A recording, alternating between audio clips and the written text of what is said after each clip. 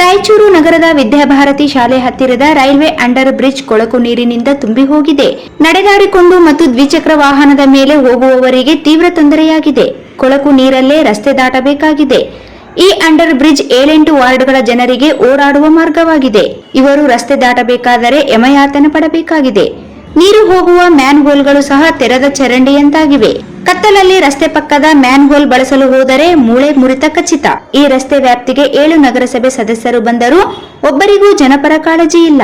ಅವರುಗಳು ಕಾರಲ್ಲೇ ತೆರಳುವ ಕಾರಣ ನಡೆದಾಡಿಕೊಂಡು ಹೋಗುವ ಜನರ ಗೋಳು ಗಮನಕ್ಕೆ ಬರುತ್ತಿಲ್ಲ.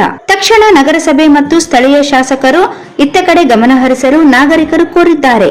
ಈ ಕೊಳಕು ನೀರನ್ನು ದಾಟಿ ಹೋಗುವ ಬಡಾವಣೆಯ ಜನರೆಂದರೆ ಪ್ರತಿಷ್ಠಿತ ನಿಜಲಿಂಗಪ್ಪ ಕಾಲೋನಿ, ದೇವರ colony, Prashant colony, Shrirama colony, Rampur, Hosur, Maruti, Kulsumbi colony, railway ವಸತಿ ಕಾಲೋನಿ, ಉದಯನಗರ ಬಡಾವಣೆಯ ಜನರು ಮತ್ತು ಶಾಲಾ ಮಕ್ಕಳು ಹೋಗುತ್ತಾರೆ.